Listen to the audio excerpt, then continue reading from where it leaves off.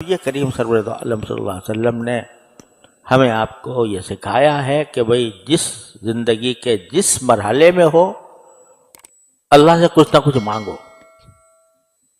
یہ جو ادعیہ مسنونہ ہے نا، صبح کو اٹھ کے یہ مانگو، اور بیت الخلا جاؤ تو یہ مانگو، اور وہاں سے نکلو تو یہ مانگو، مدرسے میں مسجد میں جاؤ تو یہ مانگو، راستے میں یہ مانگتے چلے جاؤ، یہ دعا کا ذوق پیدا کرنا مقصود ہے۔ اور جب یہ پیدا ہو جاتا ہے تو پھر آدمی کا دل وہ ہر وقت کچھ نہ کچھ مانگ رہا ہوتا ہے اللہ تعالیٰ سے۔ جب یہ دل لگ جاتا ہے اللہ تعالیٰ کی طرف تو چاہے زبان سے کچھ بھی کہہ رہا ہو بندہ، کسی بھی مشغلے میں مشغول ہو، لیکن دل اس کا متوجہ ہوگا اللہ تبارک و تعالیٰ سے مانگنے کی طرف۔ اور یہ اللہ جل جلالہ تک پہنچنے کا بہترین، آسان ترین، مختصر ترین راستہ ہے، کثرت دعا۔ تو اس لیے قرآن کریم نے دعائیں سکھائی ہے، یا نبی کریم سرور عالم صلی اللہ علیہ وسلم نے جو مانگی ہیں یا ان کی تعلیم دی ہے، ان کو پڑھنا یہ اس لیے ہے تاکہ کچھ اس کا ذوق پیدا ہو، دعا کرنے کا ذوق پیدا ہو۔ اب جس کو ذوق ہو جاتا ہے تو وہ ہر لمحے اپنے ہر کام میں اللہ تعالیٰ سے رجوع کرتا ہے۔ حضرت حکیم الامت مولانا تھانوی قدس اللہ تعالیٰ سرہ کی یہ بات میں نے حضرت اپنے شیخ سے نہ جانے کتنی بار سنی کہ جب کوئی اللہ کا بندہ مجھ سے یہ کہتا ہے کہ مجھے آپ سے ایک بات پوچھنی ہے، فرمایا کبھی تخلف نہیں ہوتا کہ ایک لمحے کے لیے دل ہی دل میں اللہ تعالیٰ سے مانگتا ہوں، یا اللہ پتہ نہیں یہ کیا سوال کر لے گا، تو اللہ مجھے اس کا صحیح جواب دل میں ڈال دیجیے۔ تو اپنی ہر قدم پر انسان جو ہے وہ حاجت کا بلندہ ہے، حاجتوں کا، ہر دم اس کو کوئی نہ کوئی حاجت درپیش ہے۔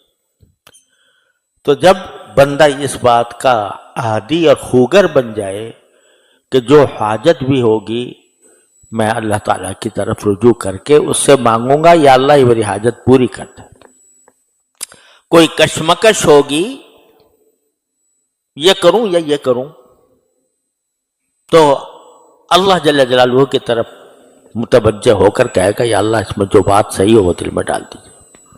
اللہ حضور اقدس صلی اللہ علیہ وسلم، ایک تو استخارہ ہوتا ہے نا، وہ استخارے مسنونہ ہے، 2 رکعت پڑھو، 2 رکعت پڑھ کے پھر استخارے کی جو دعا ہے وہ پڑھو،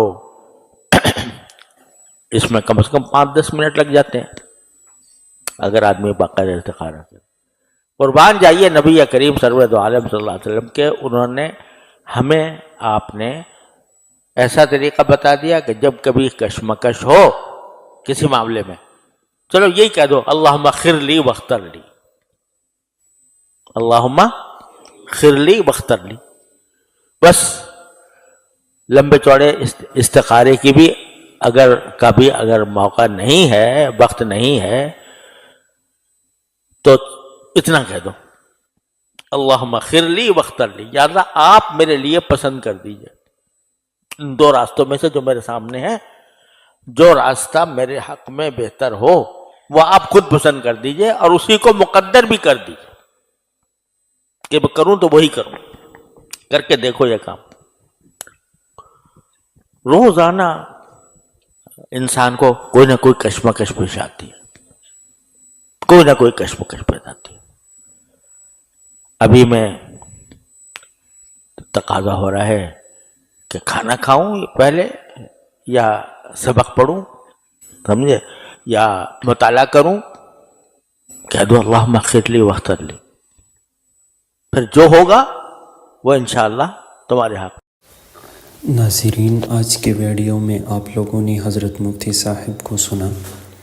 مفتی صاحب کی باتوں کا خلاصہ یہ ہے کہ ہم سب کی زندگی میں چھوٹے بڑے بے شمار ضرورتیں ہوتی ہیں، کبھی رزق کی فکر، کبھی صحت کی پریشانی، کبھی اولاد، کبھی قرض اور کبھی دل کا سکون۔ لیکن سوال یہ ہے کہ ہم سب سے پہلے کس کے دروازے پر جاتے ہیں؟ اللہ جل جلالہ ہمیں سکھاتے ہیں کہ اپنے ہر ضرورت، چاہے وہ ہو کتنی ہی چھوٹی کیوں نہ ہو، سب سے پہلے اللہ ہی سے مانگو۔ دعا کرتے وقت دل میں یہ یقین ہونا چاہیے کہ اللہ سب کچھ سننے والا، جاننے والا اور ہر چیز پر قدرت رکھنے والا ہے۔ دعا صرف زبان کے الفاظ کا نام نہیں بلکہ دل کے یقین، عاجزی اور اخلاص کا نام ہے۔ اللہ جل جلالہ کے سامنے اپنے گناہوں کا اعتراف کریں، اس کے حمد و ثنا بیان کریں، نبی کریم صلی اللہ علیہ وسلم پر درود شریف پڑھیں، پھر نہایت ادب اور عاجزی کے ساتھ اپنے حاجات پیش کریں۔ اگر دعا کی قبولیت میں دیر ہو جائے تو مایوس نہ ہو، کیونکہ اللہ جل جلالہ ہر دعا کو بہترین وقت پر اور بہترین انداز میں قبول فرماتے ہیں۔ کبھی وہ فوراً عطا کر دیتے ہیں، کبھی کسی بڑی مصیبت کو ٹال دیتے ہیں، اور کبھی آخرت کے لیے اس کا بہترین اجر محفوظ فرما دیتے ہیں۔ اس لیے اللہ جل جلالہ سے مانگنا کبھی نہ چھوڑیں، کیونکہ جس کے خزانے کبھی ختم نہیں ہوتے وہی ہمارے تمام مسائل کا حقیقی حل ہے۔ اللہ جل جلالہ ہمیں اخلاص کے ساتھ دعا مانگنے اور اس پر کامل یقین رکھنے کی توفیق عطا فرمائے۔ مزید ایسی ویڈیوز دیکھنے کے لیے ہمارے چینل کو سبسکرائب کریں۔